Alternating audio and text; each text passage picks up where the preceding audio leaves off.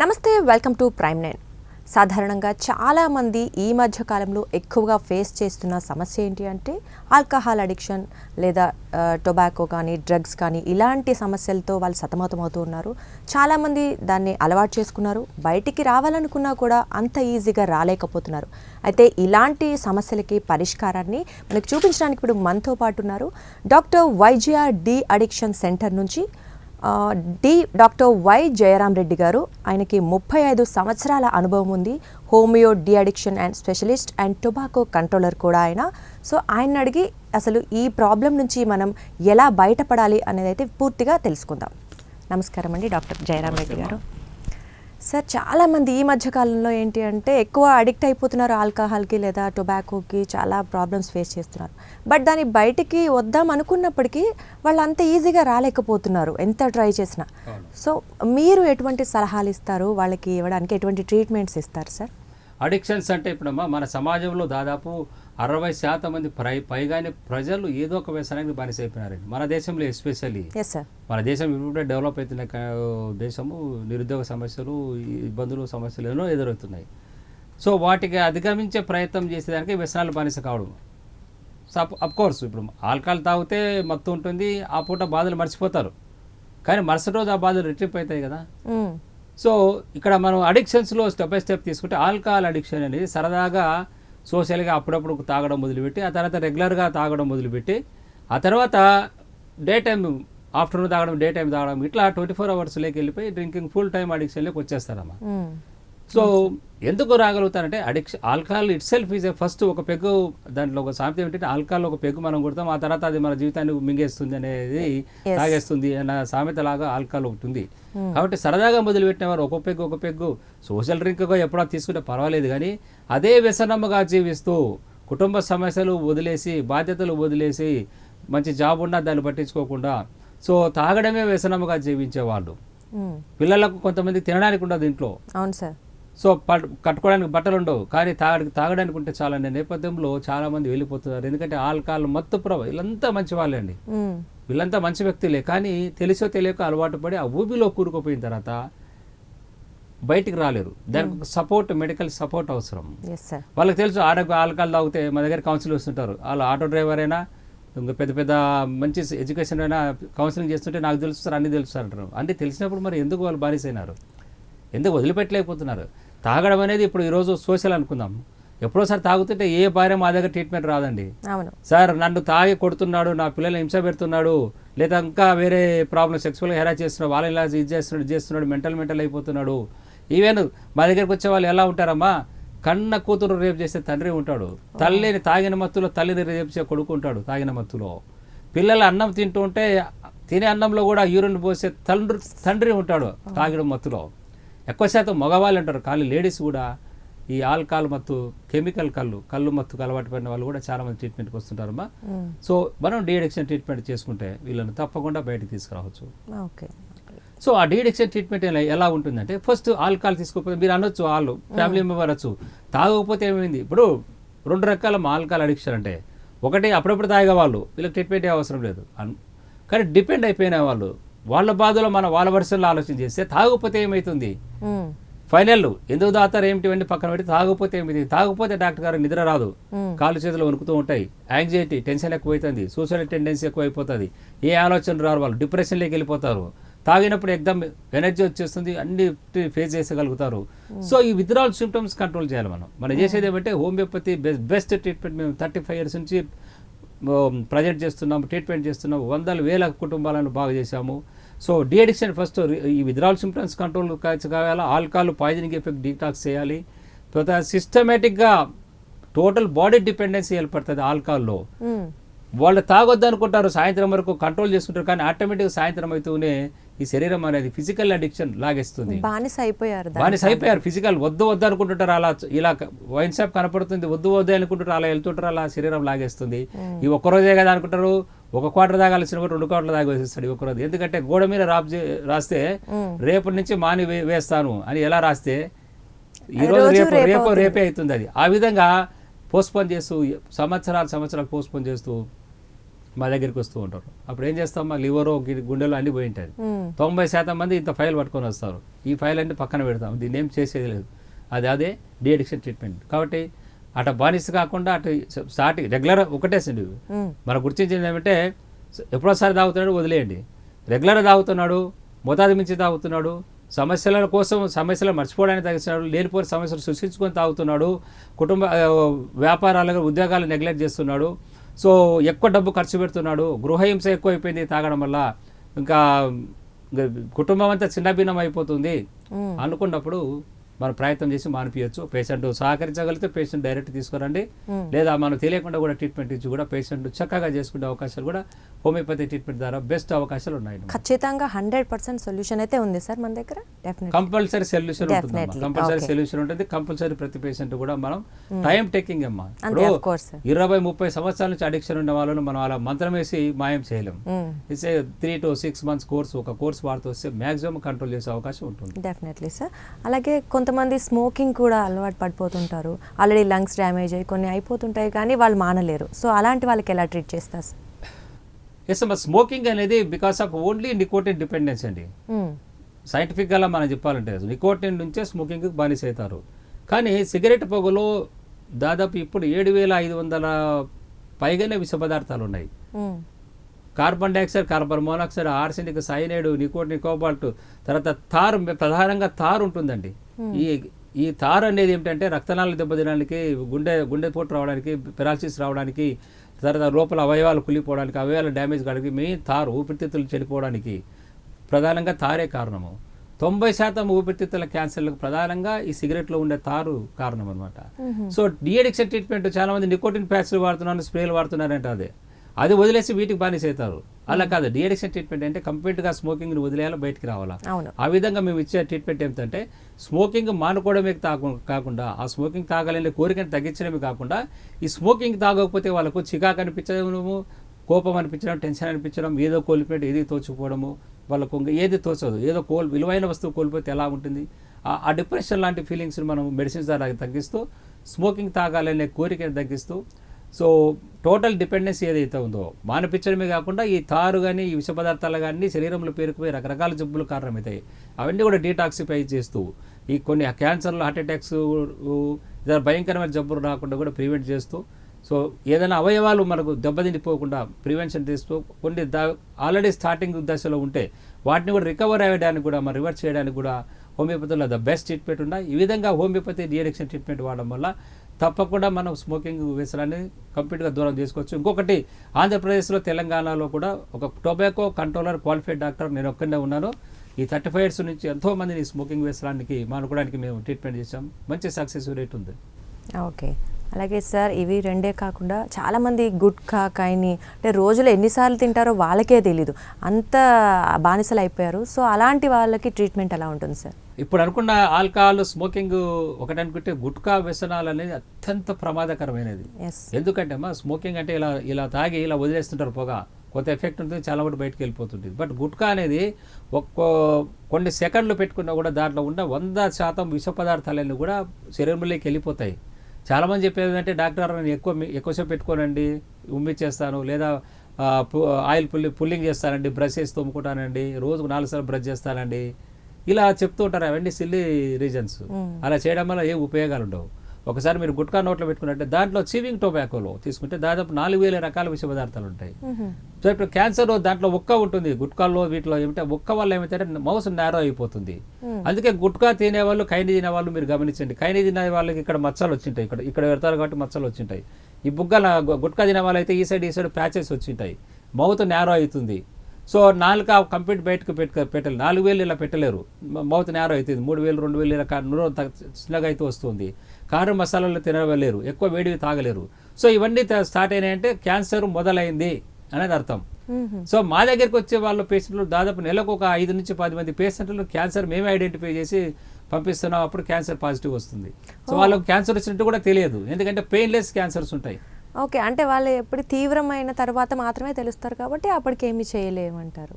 ఒకటి తీవ్రమైన తర్వాత ఒకటి నెగ్లెక్ట్ ఒకటి గుర్తించలేకపోవడం, ఒకటి రెండు నెగ్లిజెన్సీ. అంటే డాక్టర్ల దగ్గరికి వెళ్తే క్యాన్సర్ అని చెప్తారనే భయంతో కొంతమంది చాలా మంది కూడా ఈవెన్ చదువుకున్న మేధావులు కూడా ఈ విధంగా చేస్తూ మా దగ్గరకు వచ్చిన వాళ్ళు చాలా మంది యాక్చువల్ వీళ్ళకంటే పెద్ద పెద్ద వాళ్ళు ఎక్కువ ఉన్నారు. ఇలా నెగ్లెక్ట్ చేసి క్యాన్సర్ దశకు వచ్చి చివరి క్యాన్సర్ వచ్చి నాకేం చేసి నాలుక క్యాన్సర్ వస్తే నాలుక కట్ చేయడమే, వేరే క్వశ్చన్ ఉండదు. ఇక్కడ బొగ్గన క్యాన్సర్ వచ్చింది అనుకోండి, ఇక్కడ ప్యాచ్ రౌండ్గా ఇది కట్ చేసి ఇక్కడ నుంచి స్కిన్ గ్రాఫ్టింగ్ చేసి ఆపరేషన్ చేస్తారు. సో ఫుడ్ కూడా తినడానికి కూడా ఉండదు సరిగా, ఫుడ్ తినలేరు. కొంతమంది మిక్సీలో అన్నము ఇవన్నీ కూడా జ్యూస్ చేసుకొని తాగుతుంటారు.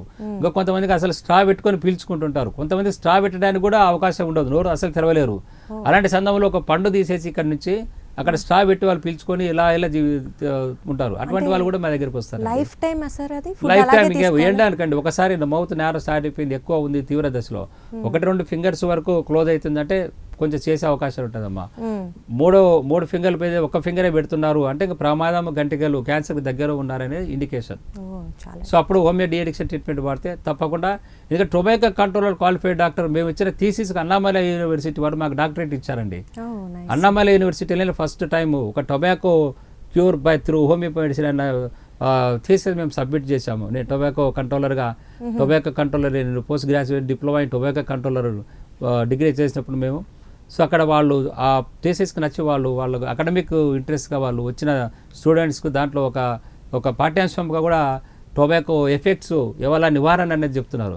అలాగే వెస్ట్ బ్రూక్ యూనివర్సిటీకి మేము alcoholic addiction, how to overcome alcohol addiction by applying the homeopathic medicine అన్న వెస్ట్ బ్రూక్ యూనివర్సిటీకి British institute of homeopathy London వాళ్ళకు మేము ఇచ్చిన థీసిస్ మీద వాళ్ళు మాకు డాక్టరేట్ ఇన్ ఆల్కహాలిక్ అడిక్షన్ ఇచ్చారు. సో ఎండిహెచ్ అనే డిగ్రీని కూడా హానర్ చేశారు. సో మేము ఇచ్చిన thesis alcohol de addiction overcome the alcohol through homeopathy medicine అంటే దాని మీద.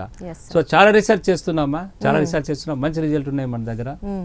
అలాగే సార్ ఇంకొకటి ఏంటంటే ఈ మధ్య కాలంలో యువతలో ఎక్కువగా చూస్తున్నాం మనం ఈ డ్రగ్ అడిక్షన్, మత్తు పదార్థాలు కావచ్చు, గంజాయి, ఇంకేమైనా కావచ్చు.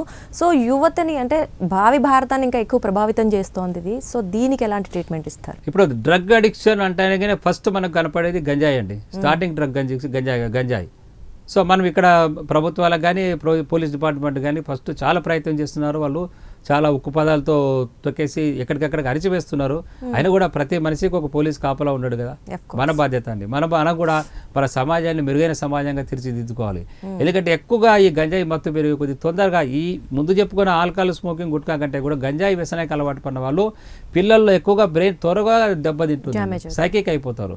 ఆ సైకిక్ అయిపోయి ఫస్ట్ వాడు ఎడ్యుకేషన్ వెళ్ళిపోతుంది, ఇంట్లో డబ్బులు ఎత్తుకోపోవడం, అమ్మ నాన్నని హెరాస్ చేయడము, అమ్మను తల్లి చెల్లి ఎవరికి వాడికి అనిపించారు, అక్కడ సెక్సువల్ హింస పెట్టడం, గృహ హింస. సో రకరకాల ప్రాబ్లమ్స్ చిన్న వయసులో 16 దాదాపు 12-13 సంవత్సరాల పిల్లలు కూడా గంజాయి మత్తుకు అలవాటు పడి మా దగ్గర ట్రీట్మెంట్కి వస్తున్నారంటే మనం రాబోయే రోజుల్లో చాలా ఇబ్బందికర పరిస్థితులు ఎదుర్కోవాల్సిన పరిస్థితి వస్తుందమ్మా. కానీ పోలీసు వాళ్ళు మంచి చర్యలు తీసుకుంటున్నారు, మనకు వాళ్ళు అప్రిషియేట్ చేయాలా మనం. సో గంజాయి ఒకటి స్టార్టింగ్ డ్రగ్గా తీసుకుంటే ఆ తర్వాత కోకైన్ హై ఎండ్ డ్రగ్స్ కాబట్టి ఎక్కడో ఉపయోగిస్తుంటారు. ఆ తర్వాత హెరాయిన్, మార్ఫిన్, ఓపియం, తర్వాత సింథటిక్ డ్రగ్స్ తీసుకుంటే ఎక్కువగా స్లీపింగ్ ట్యాబ్లెట్స్ 10, 20, 30, 40, 50, 60 స్లీపింగ్ ట్యాబ్లెట్స్ కూడా ప్రతిరోజు అడిక్షన్ బానిస అయిపోయి ఉంటారు వాళ్ళు. సో 60 సిగరెట్లు, 60 స్లీపింగ్ ట్యాబ్లెట్స్ వాడే వాళ్ళు వస్తారు.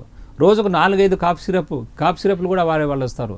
So pain killers, paracetamol, Brufen కానీ ఇలాంటి పెయిన్ కిల్లర్స్ 40-50 పెయిన్ కిల్లర్స్ కూడా ఇట్లా వాడేవాళ్ళు, ట్యాబ్లెట్స్ వాళ్ళు వస్తుంటారు.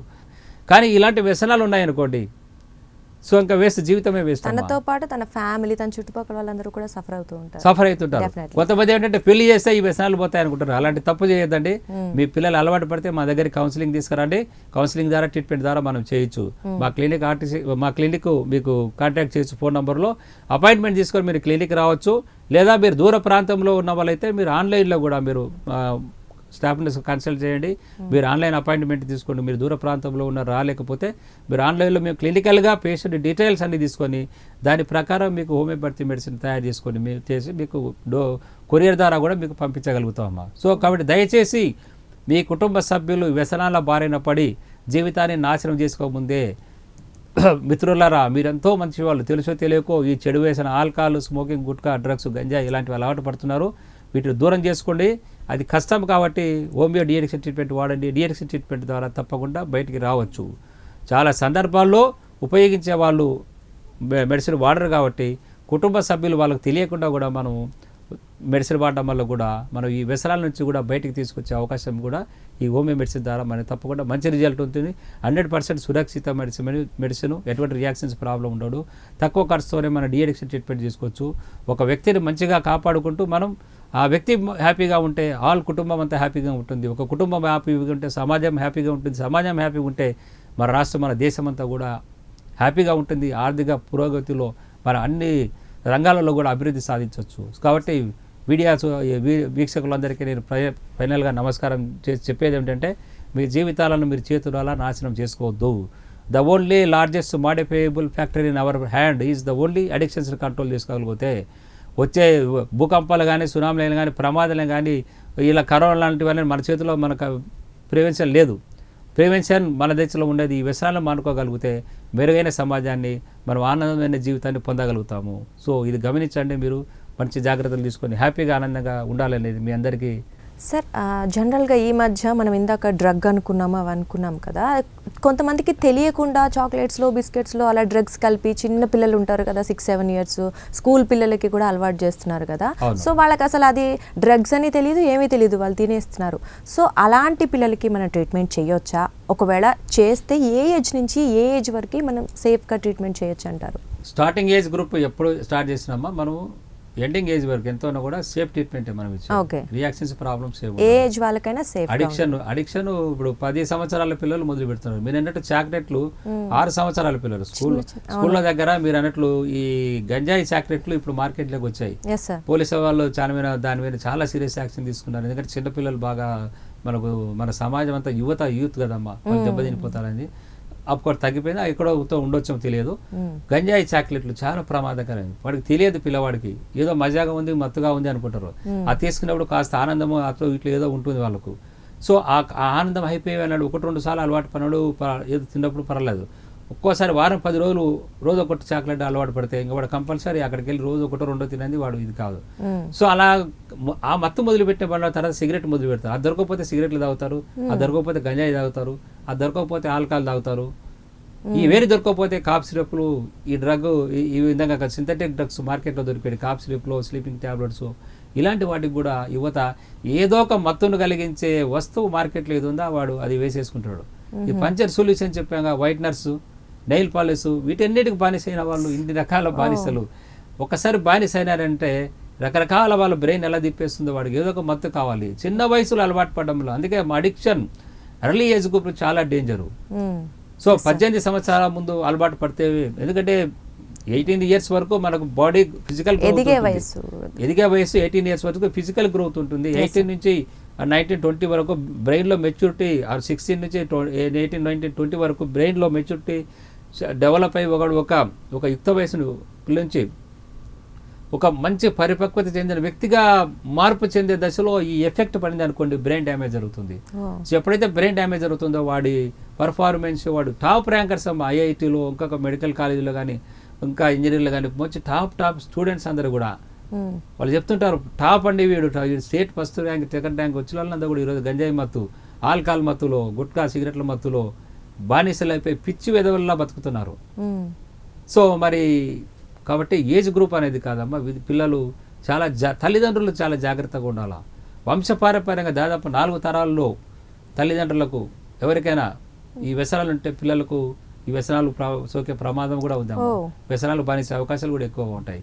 సో ఆ విధంగా ప్రివెన్షన్ ఆస్పెక్ట్లో కూడా హోమియోపతి మెడిసిన్ అలా కూడా చేయొచ్చు. పిల్లల విషయం పక్కన పెడితే మహిళలను టార్గెట్ చేసుకుని కూడా ఈరోజు కంపెనీలు మార్కెట్ ట్రిక్స్ ప్లే చేస్తుంటాయి. మహిళ కూడా సమాజంలో తన ఉన్నతమైన పొజిషన్ని, తన యొక్క స్టేటస్ సింబల్ను గుర్తు చేయడానికి సిగరెట్ వెలిగిస్తుంది, ఆల్కహాల్ బాటిల్ చేతులు పెట్టుకుంటుంది.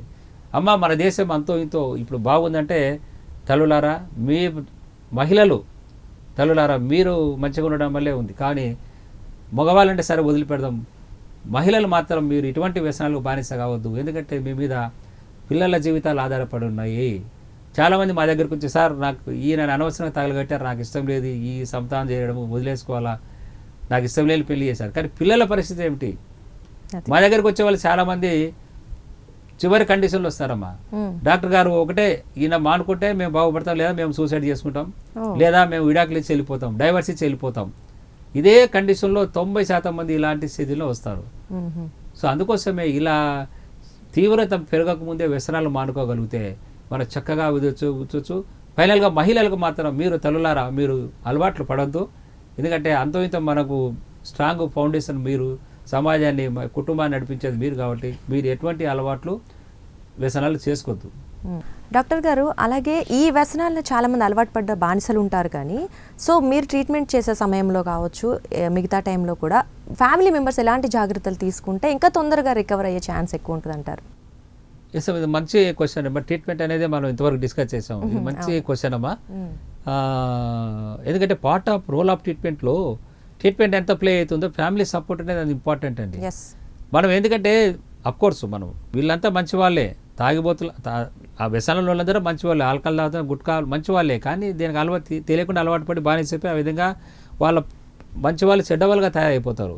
కానీ ఇంట్లోకి వచ్చే వాళ్ళు ఏమిటంటే భార్య కానీ తల్లిదండ్రులు కానీ బయటకు వెళ్తుంటే వీళ్ళు చేసేది ఏమంటే కొంచెం టార్చరింగ్ మొదలు పెడతారు. రే త్వరగా వచ్చాయి, ఇవ్వండి త్వరగా వచ్చాయి, తాగకుండా వచ్చాయి, వాడి తగ్గలవు దీడి తగ్గలవద్దు, ఇలా చెప్పడం వల్ల ఏమవుతుందంటే ప్రాబ్లం ఎక్కువైతుంది.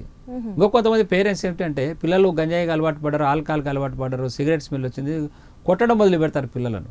ఎప్పుడైతే కొట్టడం మొదలు పెడతారో వీళ్ళకి తెలిసిపోయింది కదా అని వాడు ఏం చేస్తాడంటే ఇంట్లో కూర్చొని తాగడం మొదలు పెడతాడు. సో అందుకోసం ఇక్కడ నేను చెప్పేది ఏమంటే ఒక ప్రేమతో మాత్రమే మనం జయించాలి. ఒక ఆత్మీయ స్పర్శ. ఆ వ్యక్తి ఎలాగో బానిస అయిపోయాడు, దానికి కారణాలు రకరకాలు ఉండొచ్చు. బయటికి తీసుకురావాలంటే ట్రీట్మెంటే మేజర్ రోల్ అయినప్పటికీ ఆత్మీయ స్పర్శ అనేది మన పేషెంట్లు అందరూ చాలామంది అంటారు, సార్ నేను తాగొద్దు అనుకుంటా సార్, నేను ఇది వదిలేయాలనుకుంటా సార్ ఈ గుట్కాని, కానీ నాకు ఈమెతో టార్చర్ సార్, మా భార్యతో టార్చర్ సార్ అంటుంటారు. సో అలాంటి వాళ్ళకు కూర్చోబెట్టి పేషెంట్ బయట కూర్చోబెట్టి మళ్ళీ భార్య కౌన్సిలింగ్ చేసి ఒక అడిక్షన్లో ఇది కామన్ ఇలాగే ఉంటుంది కాబట్టి మీరు కొంచెం సపోర్ట్ చేయండి అమ్మ, ప్రేమగా ఉండండి, క్వశ్చన్ వేయొద్దు, బయటికి వెళ్ళేటప్పుడు మీరు త్వరగా రాయని ఫోన్ చేయొద్దు, బయటికి వెళ్ళిపోయా లేట్ అయిపోయింది 9 అయింది 10 అయింది రాలేదండి ఫోన్ల మీద ఫోన్లు చేస్తుంటారు కొంతమంది. సో చేయడం వల్ల చాలా ప్రాబ్లం అవుతుంటుంది. కాబట్టి మీరు బయటికి మీ అబ్బాయి అలవాటు పడ్డాడు, మమ్మీ బయటికి వెళ్ళొస్తా అంటే ఓకే బాయ్ నాన్న, వీలైతే ఒక కిస్ పెట్టి ఒక స్మైల్ ఇచ్చి పంపించండి, బాయ్ నాన్న అనండి. సో అప్పుడు ఏమవుతుందంటే వాడు త్వరగా ఇంటికి రావడానికి ప్రయత్నం చేస్తాడు. మీరు కాడు బయటకు పెడుతుంటే రే బయటికి వెళ్ళామంటే కాలు కొడతా, ఏమండి త్వరగా రాకపోతే అయిపోయింది, నేను విడాకులు ఇచ్చేస్తా, ఇలా బెదిరిస్తుంటారు ఇంట్లో పేమోళ్ళు. సో అలా సమస్య ఎదురైతుంది, ఎక్కువైతుంది తప్ప తగ్గదు. కాబట్టి ప్రేమ ద్వారా ఆత్మీయ స్పర్శ ద్వారా మాత్రమే మనం మానిపించుకోవాలి. వ్యసనాలలో మానుకొని బయటికి రాగలుగుతారు. మెడిసిన్ అనేది కంపల్సరీ. సో దీంతో పాటు మంచి ఫుడ్ అనమాట. వ్యసనాల బానిస కొంతమంది టైమ్లీ ఫుడ్ తీసుకోరు, మంచి హెల్తీ ఫుడ్ తీసుకోరు. మంచి హెల్తీ ఫుడ్ తీసుకోవాలి. మనం సమాజంలో అందరికీ బాధలు ఉన్నాయమ్మా. డబ్బున్న వాళ్ళకి బాధలు లేవనుకుంది, వాళ్ళ బాధలు వాళ్ళకు ఉంటాయి, ఎవరి బాధలు వాళ్ళకు ఉంటాయి. వీటిని మర్చిపోవాలంటే ఏంటంటే ఎందుకు వ్యసనాలు బానిస పడుతున్నారో మనం స్టార్టింగ్ పాయింట్ తీసుకుంటే జీవితాన్ని భిన్న కోణంలో చూడడానికి, ఎంజాయ్మెంట్ కావచ్చు, బాధలు మర్చిపోవడానికి కానీ, టెన్షన్స్ ప్రెజర్స్తో తగ్గించుకోవడానికి అనుకుంటే దానికి ఫైనల్గా కన్క్లూజన్ ఏమంటే మనం దీన్ని ఎలా తెచ్చుకోవాలి. ఇవన్నీ వదిలేస్తే మనకు ఆనందం రాదు కదా. అది తీసుకున్నప్పుడు ఆనందం ఉంది, మందు తాగితే ఆనందం ఉంది, గుట్కా తింటే వాళ్ళకి ఆనందం ఉంది కాబట్టి వాళ్ళు గంజాయి తాగితే ఇవన్నీ వాడితే వాళ్ళకి ఆనందం ఉంది కాబట్టి చేస్తున్నారు. మరి ఆనందం ఎలా వస్తుంది? De addiction treatment, family counselling, family support, divorce negative, they want some energy ఎలా వస్తుందమ్మా? ఫైనల్గా మీరు ఒక స్పిరిచువల్ వేలో ఉన్న బుక్స్ చదవండి.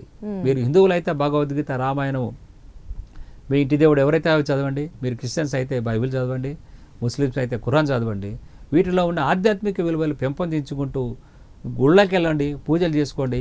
మరీ భయంకరమైన పూజలు హోమాలు చేయొద్దండి. మా దగ్గర చాలామంది వస్తుంటారు, డాక్టర్ గారు ఒకసారి చెప్పారు అక్కడ పూజలు చేశామండి, లేదా ఇక్కడ డొనేట్ చేశాము, ఇన్ని వేలు డొనేట్ చేసాము, ఇన్ని పూజలు చేశాము, ఇన్ని మేకలు కోసాము, అన్నీ చేసాము. మానలేదండి. పూజలు పునస్కారాలు కాదు. ఒక మెడిసిన్, పర్ఫెక్ట్ మెడిసిన్ అవసరము. First thing. సెకండ్ థింగ్ వచ్చేసి ఒక మంచి ఆత్మీయ స్పర్శ అవసరము. థర్డ్ థింగ్ వచ్చేసి మీ చిన్న సింపుల్ పూజలు చేసుకోండి, మంచిగా ప్రేయర్ చేసుకోండి. హెల్తీగా ఆరోగ్యంగా ఉండడానికి ఆ పూజ ఫలితం ఏంటంటే మనకి ఇన్నర్ ఎనర్జీని చేస్తుంది. మనం రేపటి సమస్యను ఎదుర్కోగలుగుతామా. స్లోగా ఈరోజు కొన్ని కష్టాలు ఉన్నా కూడా భగవంతుడు కానీ మన మంచి మార్గంలో ఉంటే మనకు పక్కన ఆత్మీయులు కానీ మన బంధువులు కానీ సహాయం చేయగలుగుతారు. మనం తాగుబోతులమై మనం అన్ని చెడు వ్యసనాలు చేస్తుంటే ఎవడు సహాయం చేయడు, భగవంతుడు కూడా వదిలేస్తాడు. కాబట్టి ఈ విధంగా హ్యాపీగా జీవించాలంటే ఈ స్పిరిచువల్ వేలోకి రండి, మంచి ఆధ్యాత్మిక జీవితం జీవించండి, మెడిసిన్ వాడండి.